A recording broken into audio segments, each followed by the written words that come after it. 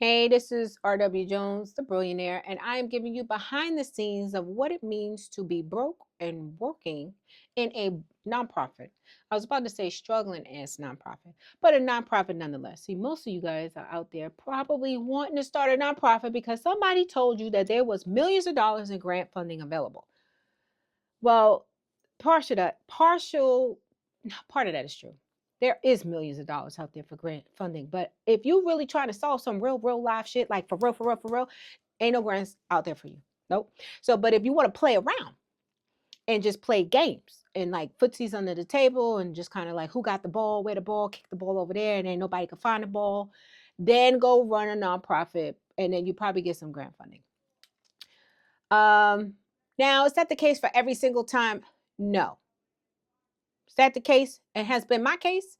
So I'm going to talk to you about the real, the raw, and just the damn unadulterated truth about running a nonprofit, being broke running a nonprofit, because you could be wealthy and still be broke. So I need y'all to listen up. Okay. And if y'all like that content, like, subscribe, share the whole 9 yards. But I think it's important for you guys to know, how I went from making $0 to 8,000 a month to zero, back to zero. How I went from doing government contracts to doing no contracts. And, how have I been able to manage the ebbs and flows, the ups and downs of this very volatile, uncertain business model that I have. And what are we doing next? Because we may be just dissolving this whole nonprofit, because who wants a nonprofit? Like, why would you want to not make a profit? I think nonprofits were actually created so that wealthy people could release their tax liability. So most of us are getting into, if you think about getting into this game like a lifestyle, please think again.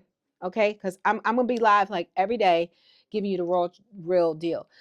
And I think it's important because most of us know what it looks like to win. You have won at least something in your life one day, even if it was just one day, you winning. It felt like you won. Everything went according to how you planned. Now, that has never happened. Something is absolutely wrong. And it ain't the universe, it ain't God, because God, his promises are yea and amen. He wants nothing but good things for us. And I believe that, right? So, but like right now, I just got off my bank account. I got like 7 accounts. 5 of them are negative. And of the 5 that are negative, 3 of them, the other 3 are, well, the other 2 are maxed out. I don't even know how many accounts. 7 accounts, I said. However, all of them are not available. Maybe except for 1. Thank God, that's for a TikTok shop that I have. But still, that's not the nonprofit. We're talking about struggling, being broke, working in a nonprofit. Because some of you think that you're going to start a nonprofit and get these millions of dollars in grant funding. And I'm here to tell you that is not the case if you are really here to do real good work and really eradicate racism and discrimination and social injustice and all of the stuff that, many of us out here trying to do. If you really plan to do that, just plan to be broke. Boo, plan to be broke if you're trying to really do some real live stuff. And that's a hardcore truth. However, guess what? I've been doing it for 21 years. And God has absolutely been there with me, providing, do the ups, the downs, the ebbs, the flows, the hills and the valleys. And so what might look like a valley is actually your opportunity to just prepare for the hill in the height. And so, you know, I want to just kind of back up, because being broke, running a nonprofit, some might say, well, how did you even do it this long for 21 years? Number one, let's talk about the first 8 years. That was just, I had a whole system. I had money coming in.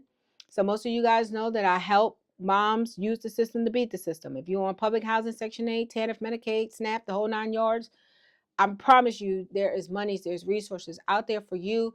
And click the link in the bio, wherever in the description. You're going to see how I've accessed these monies that they're not going to tell you about. You go to the social service office, they're not telling you about this type of opportunities, which that's why the system is like created to keep you down. But thank God, okay, thank God that was not my case. But it took me 8 or 9 years before I even made my first sale. And I didn't make it in a nonprofit. I made it, it was in a for-profit, but nonetheless, it took me 9 years to create my first sale, because there were organizations out there, retired old white folks that was telling me I didn't have a business not because I didn't have a business model. I wish they would have said that part and broke down what a model was, but it was because I didn't have any money. I didn't have a 401k. I didn't have a house. I couldn't take any equity out, and they just couldn't see, so what, you want to help people. They just couldn't see that. So talk about, my identity for the last 21 years has definitely been in the struggling ass nonprofit, which for those of them that have been rolling with me all this time, they know we going from like miracle to miracle to miracle. And you shouldn't be living about miracle, miracle, miracle. Like life, your whole life should not just be consisting of miracle by miracle by miracle. That's traumatic. So not only has this nonprofit required me to be traumatized, and we'll start back, breaking it down, because I'm only going to be here for 20 minutes. I can't bring you all of this good stuff in 20 minutes. So you're just going to have to stay tuned, subscribe, and make sure you're notified when the next video comes, because it's going to bless you, especially if you have a vision. God told you to do something. You're just figuring it out. Like, how do I do this? This thing you call me to do is so big. How do I do it? And so, how have I been able to survive? I got 4 kids, 4 sons, 4 young men, 21, 22, 23. And God knows I get their ages wrong all the time. Pray for me. 22, 23, 24, 26. That's the new ages. That's the ages. See, I had to confirm, right? And so most of the time people will see me out there. If I'm in a tour bus, I'm traveling, I'm doing this, I'm doing that. And they just glimpse. See, some people like to glimpse in your life and like, oh my God, Raquel, I want to do what you do. And I'm like, really? Do you really want to do what I do? You want to work 16 hours? Well, come on. Come on with the 2 screens. About to get a third. Who need 3 screens? Why you need 3 screens? Okay. 10, 15-hour days. Some days you just like, what are we doing today? And some days is managing what you done created. You done wrote a check that now you got to go out there and perform. Okay. And so that part, $8,000 a month. Most people might think that's a lot of money. How you broke and you was making $8,000 a month? Because I was not putting away like I am now, thanks to my little hacking housing community. So I done learn how to budget. How you the whole leader and wasn't even budgeting? I was not. I just know how to hack a system. I know how to make money. That don't mean I knew how to save. Lord, money flying out. I don't know why this money just flew out of here, but obviously it don't have a secure place. And we're going to make it a nice, secure place. But if you guys don't have one of these little savings books, you should get one. It actually is really cool. I wish I need to be selling one of these on my little whatever. But, you get I only got I'm still working on my savings. But I bet you come this harvest, because let's think about it. Look outside. Outside, you're going to see no trees. There's no leaves on the trees. It's wintertime. So just like the seasons, as we rotate, as this thing orbits around the earth, the sun, all of that stuff is rotating and seasons change. There are seasons in businesses, and there are times where you're going to make a lot of money, and there are times where you're not going to make any money. But being able to save in the times of plenty, I know many of you are hurting right now because you have not been able to do that. However, won't happen to me again. You ain't going to catch me no more in September, October, November, dry as a piece of cotton. No. We're going to preserve like the little ant who stores in the summertime. That's going to be me. Okay. And so let's make sure that we learn our lessons from 2024 and we do not carry that over into 2025. And so when there is abundance, there is still savings. There is still rationings. Abundance don't mean splurge. So either way, $8,000 a month is what I was getting paid. I'm not getting paid that now. All my accounts is on negative. I know I don't look it. You be like, well, you don't look broke. She look like she got some money coming in. Boo, no, I don't. It is absolutely zero. I have no contracts. I went from having maybe $500,000 in contracts to zero. All the contracts stopped. And could I have continued those contracts? I could have. But I just thought they just had requirements on them that I wasn't willing to do. So my contracts in DC, it was like, well, yeah, you could continue this, but we don't want to do virtual no more. So you got to come in here. Would I want to travel 2 hours to DC every day? Absolutely not. Not for that. Not for them. The contracts wasn't big enough for me to consider that. Plus, my whole team was all over the United States. Who else I'm gonna get to come in there and teach these classes at the rates I'm paying? This nonprofit rates. Okay. So that wasn't going to happen. So it's like by default, these contracts just so happen to just go away. Okay. Some didn't get renewed. Some I was already at my maximum renewal. I had to go and apply over. So it just so happened that my government contracting days was coming to an end. Now, here's the crazy part. It's not like I didn't know it. So for most of you, by the way of the Holy Spirit, the Spirit of God is telling you, don't go that way, or that way is dried up, or this is not going to be your place to sustain you anymore. It's kind of sort of like, I don't know who it was, Elijah, where God brought him to a brook and said, I will sustain you here. And then the brook dried up. That's what happened. In our world, that brook that we was at, it dried up. And so last year around September, I knew it was drying up. So I was already preparing to make a transition from nonprofit into for profit, but still trying to do it in the nonprofit model, which made no sense. It didn't make any sense. So, all of that to say, all of it to basically show you that there's still life after a setback. You can still live after shit has gone to the floor and back. It's all about your come up. It's all about your ability to rise like the phoenix in the ashes. How do you rise above your circumstances? I know that at some point I'm gonna be up again. At some point, I ain't gonna be down forever. You're not going to be down forever. So what are you going to do in these moments of when you're down? You need to be in there learning new skills, learning new tools. I think I have now become a whole master into YouTube. I was not on YouTube. I am now just on YouTube. Just kind of toiling, playing. I'm still playing with it. I still don't have my 1,000 subscribers and my 4,000 watch hours. So I'm in doing that. Facebook ads, Meta ads, YouTube ads, the monetization, that whole 9 yards. Low ticket offers, mid ticket offers, high ticket offers, funnels, the whole 9 yards. So I have had to learn. It took me about a year to amass new skills because I figured I was already skilled. But when you skilled in one area, but when that area dries up, you need to go into another area. And so, being broke, running a nonprofit, my dog is out there barking, but she's just gonna have to bark. She's just gonna have to bark. Really, Peppa? I want to also share with you and encourage you that you could be wealthy and broke. Wealthy and poverty, they have nothing to do with money. In fact, they are like the byproducts of money or no money. But no money doesn't mean you're poor. No money could just be you made a lot of financial decisions that were not as conducive as you thought. Or the market turned and things just went downhill. Things happen. Look at all the businesses that have gone out of business. So things happen regularly, regardless.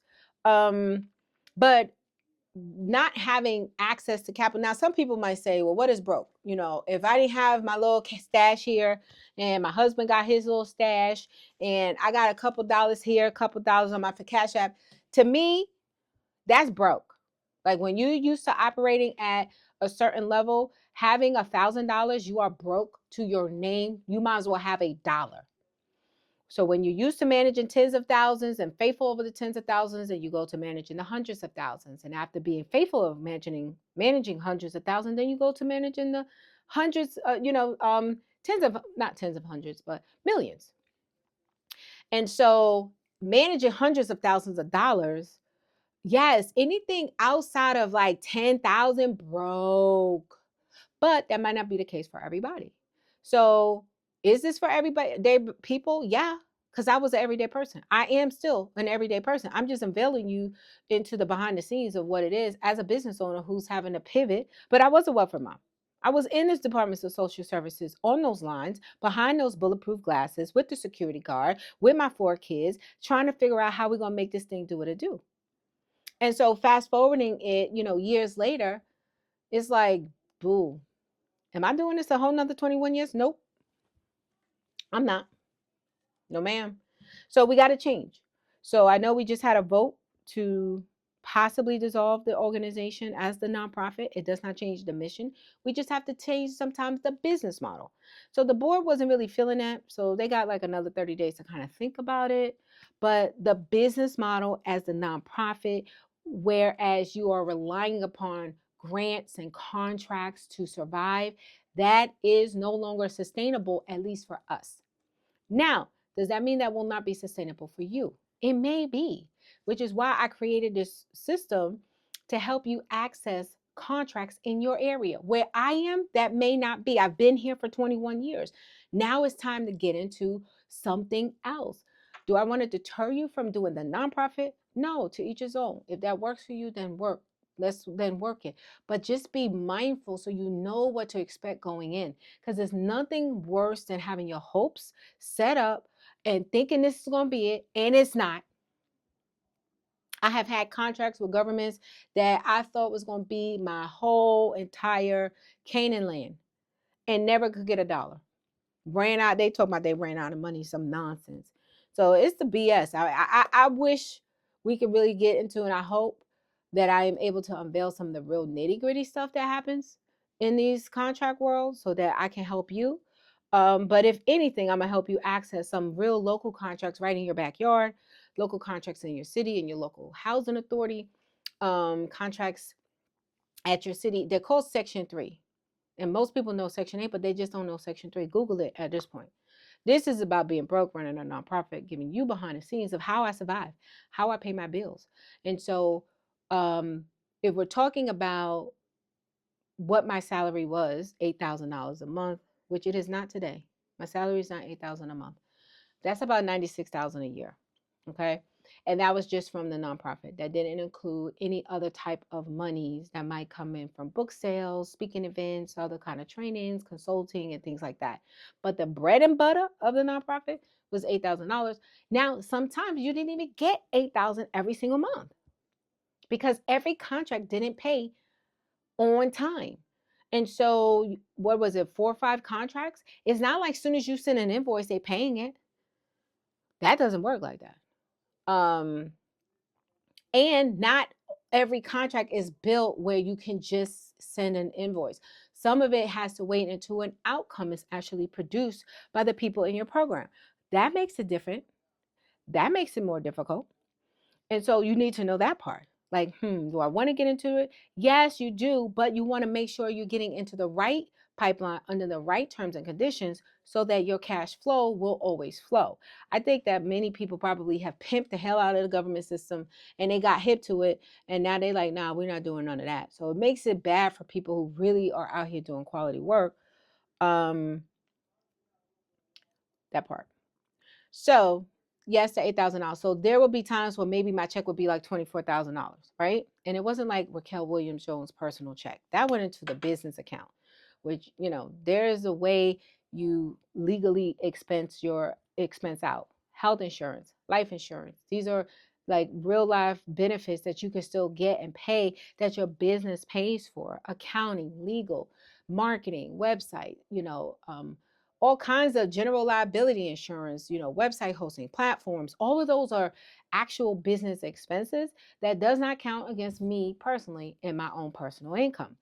So once all of the business expenses comes out, then you left with what's left over, and then you could choose what you want to take as your salary, as your draw. So just because my business made the 8,000 didn't mean that I took home the 8,000.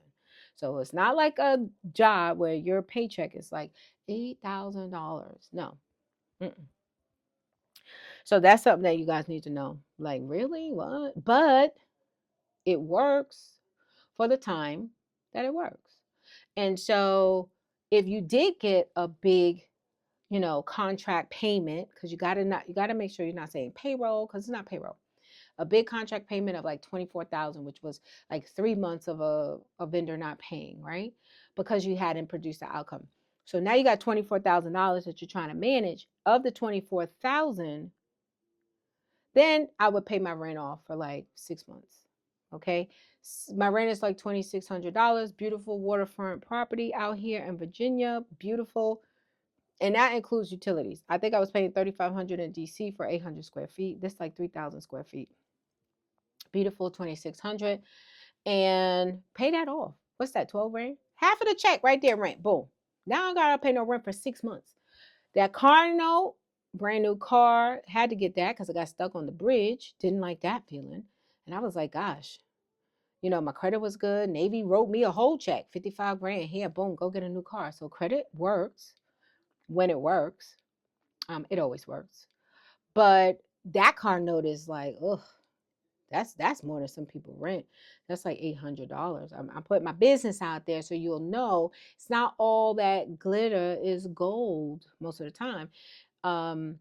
And those are really most of the biggest bills that we really have. Like, I don't have a whole lavish lifestyle, but I can maintain probably on 5 to 6,000 at a bare bone, like bare bone.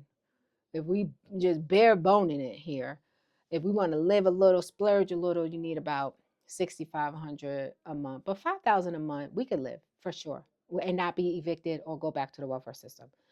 But $3,000 of the 8,000, at least 5 comes in personally. 3,000 goes to paying all of the expenses to the business, and that's how that rolls. But then, what do you do when you don't get that money no more? Somebody said, "Well, what you doing?" Praying. No, praying for real. Like, what we doing, Lord? What's happening? What's next? Oh, what? Yeah, that part. So you got to get creative. I mean, you just got to get real creative. You got to definitely, I believe, acknowledge God in all our ways, lean not on your own understanding, and got to direct your path. I believe that. And so, had to get real clear whether you got the fast praise, just so you got clarity.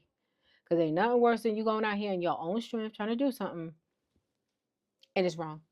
This ain't the time. We ain't got no kind of time. We ain't got no time to time. Ain't no time to get nothing wrong. Now, does that mean you're going to always get it right? No. But it does mean that you can use every resource manageable. Every resource to your fullest discretion. Deploy every possible resource that you have. So if clarity is a resource that you need, get it. If you got to get it from fasting, go fast. Go pray. Get up at 4 a.m. That's my day. I'm up at 4 and my day doesn't start. I'm not in front of like work till 7. And I've just incorporated for 2025 a 25-hour work week. So I'm working till noon. Now, outside of noon, I'm doing this kind of stuff. Content creation, because that's not really work to me. That's like having fun, right? Getting in front of your people. But I am doing my 25-hour work week, 7 to noon. That's me right now. And I believe God could do more with my less. I don't have to work 15, 16-hour days no more. That's not happening. And in fact, the nonprofit, I'm not even interested in doing anything with the nonprofit. Give me for-profit, give me real estate organization, give me real estate company development, mortgage lending, give me that. That's what we're doing. So pivot.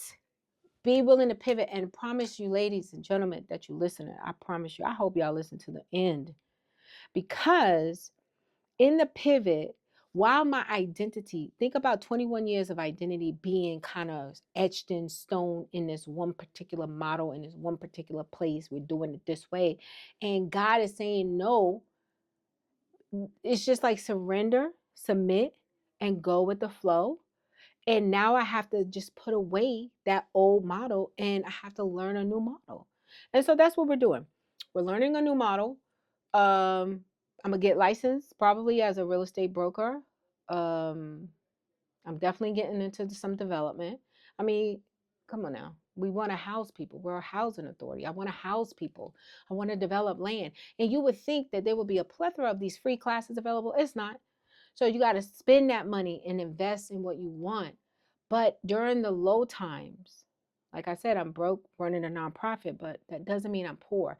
And just because I'm broke today don't mean I'll be broke tomorrow. Because anytime this thing can hit at any moment and it just change.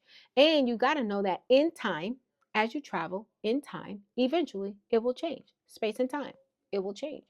But where will you be when it changes? And will you have a critical component in making it change? Or will you just sit there while it changes and you don't even know how to even flow with the new change? Because you didn't expect it. You didn't see it coming. That's not cool. So, long story short, it's okay to be broke. Just don't be poor. You could be broke. Just don't be poor. The poor you will have with you always. It's the poor that needs the defense. It's the poor that people can't stand. The wealthy lay in wait for the blood of the poor, or something like that. I don't twist that scripture all up, but go look it up. But being broke and being poor is two different things.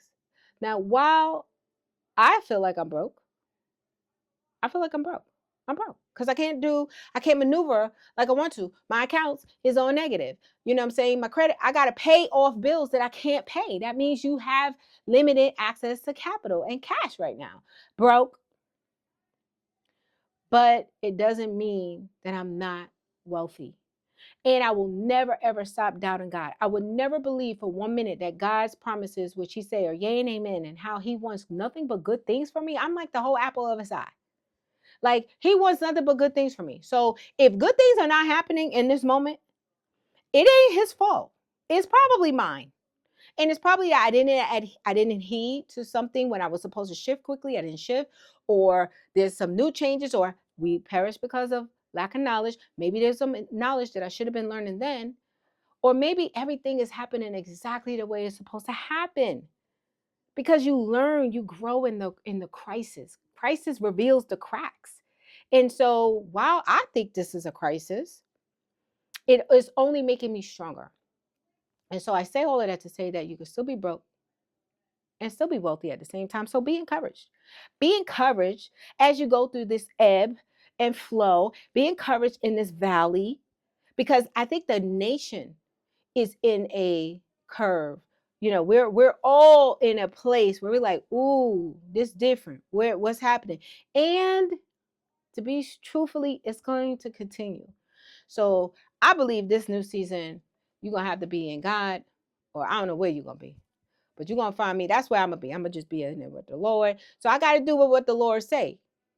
Abound in a base. Where there's much, I want to know how to flow with much. When there's little, I want to know how to curve down, bring back, live off a little. I want to abound in a base. So I avail that to you, because if you're thinking about a nonprofit, you might want to just double think it.